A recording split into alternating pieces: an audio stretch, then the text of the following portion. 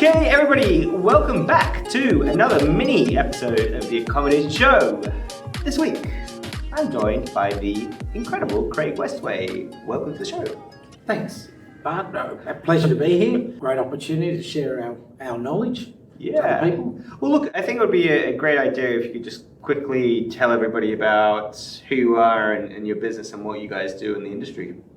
Okay, yeah. So our company, B&B Booking, we're a short-term rental company in the more to high-end space.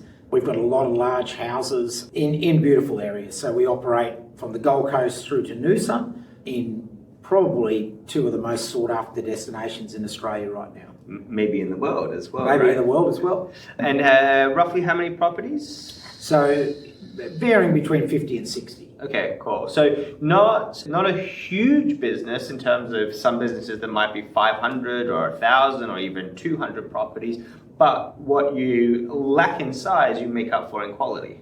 Correct, yeah. Look, our revenue, I was just looking at a property, and this is probably one of the biggest challenges right now in short-term rental, is council activity on the Gold Coast. We have a lot of high-end homes and they're using third-party people to find short-term rentals on the Gold Coast. So operating within the guidelines of council has never sort of been so important, and having strategies to minimise risk of upsetting neighbours is really of paramount importance to our business, because if we lose one property, which we did earlier this year, it's worth 55,000 revenue to us. Yeah. So just one property. So instead of a unit might make you 5,000 a year, this is making sort of 10 times that amount. So your exposure is far higher because you don't have the volume, right? So you lose one property and it's such a huge proportion of your actual entire stock. Conversely though, if you were to pick up a property, it would be worth a hell of a lot more. But I guess that in the category that you're in, it's a lot harder to pick up properties in that way. Well, it's also a lot more effort. So when we put on a property,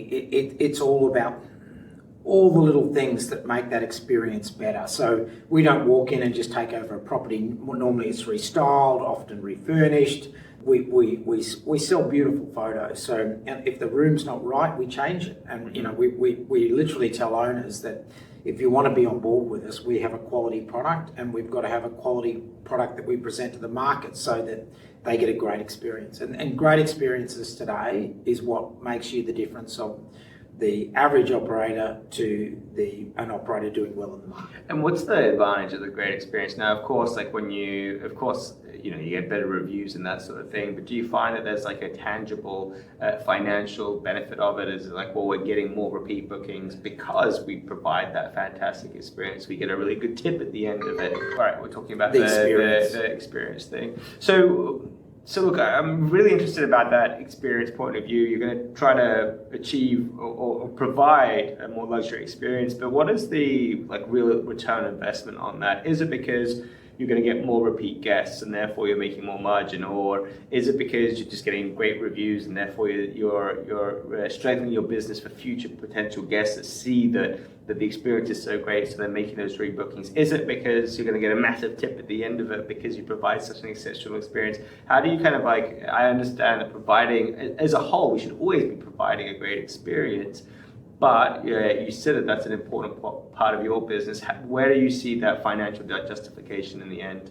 We got a lot of loyal bookers that because we have 50 to 60 properties that actually stay at multiple properties with us. So because they know with our brand they're going to get a certain style of bedding, of luxury, of fit out, they're happy to stay at any one of our properties because they know that all the little things are there that make the differences with their stay. So we do get a lot of repeat guests, but plus you get the ratings boost with a great review, because everything's around a number of bookings. So if it's photographed beautifully and presented beautifully, it will get more bookings, it will get more views.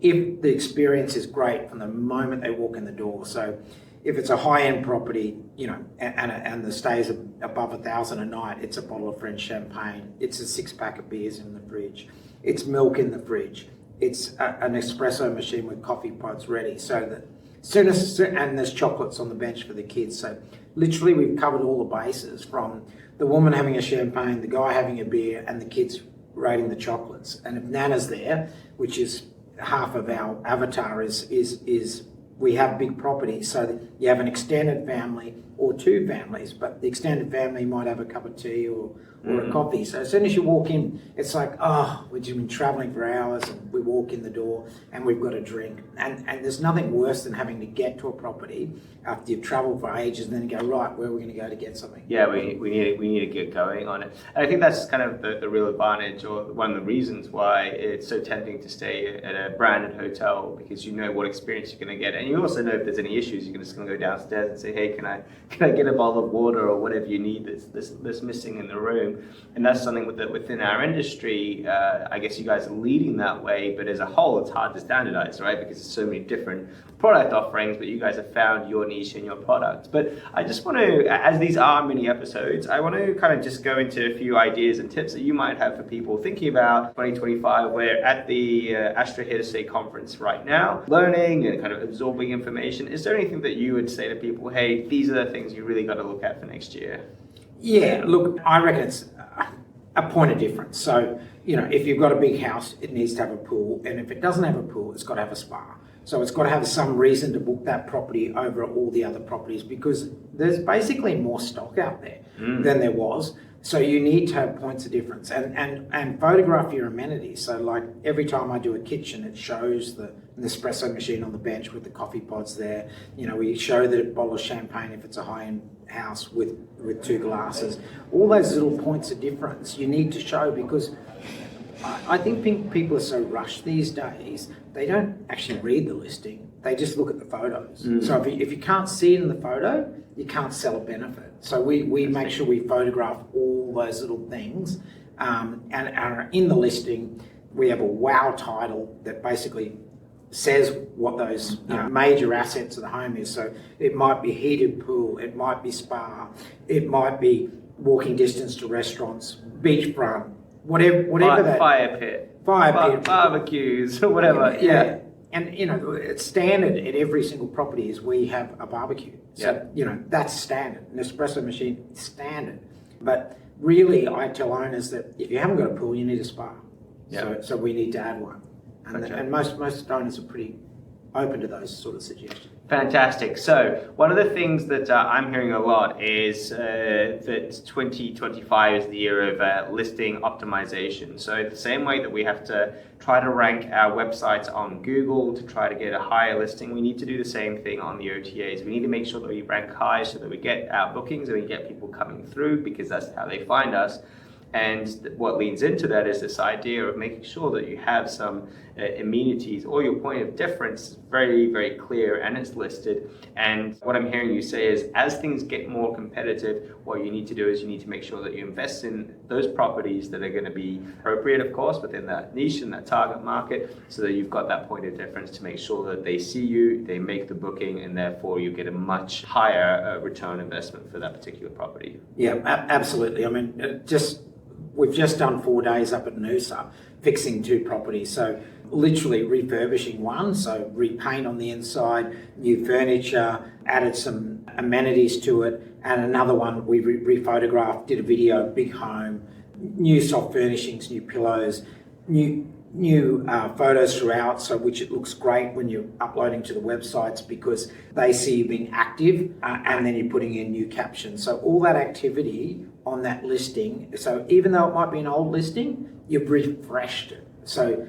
the OTAs love that. So basically you're optimizing your listing by being active on the listing. The worst thing you can do is just leave and I've got properties we've had for 10 years. And if you're not updating photos and doing different things with it, it's going to rank lower. Over time, absolutely. It's the same thing with the websites that we build for people. We're constantly adjusting and updating them, but every now and then we do need to go and do it's so amazing. Like after 4 or 5 years, you've got to go and redo all the photos. And I talk about it all the time. And then looking at some clients who've been with us for a while, I'm like, oh gosh, we do have to redo them, because what we thought was fantastic 4 or 5 years ago, the benchmark has changed. But look, as we are on a mini episode, I'm going to have to say goodbye to you. What's the best way for people to find you, reach out, and see what you guys are up to? Sure. Just reach out at BNB Booking.com.au, either at info or Craig, or my beautiful wife Holly, who's partners with me. So either Holly at BNB Booking or Craig at BNBBooking.com.au. You can CC all of them at the same time. Folks, thank you so much for watching. If you are watching on YouTube, make sure that hit that subscribe button. Give us a like. Make sure that you come out to all the events, be it Astra Here to Stay, be it Strive conferences, to come and meet lovely people like Craig and come and have a beer with us. Take care and have a good day. Thanks, Bart. Thank you.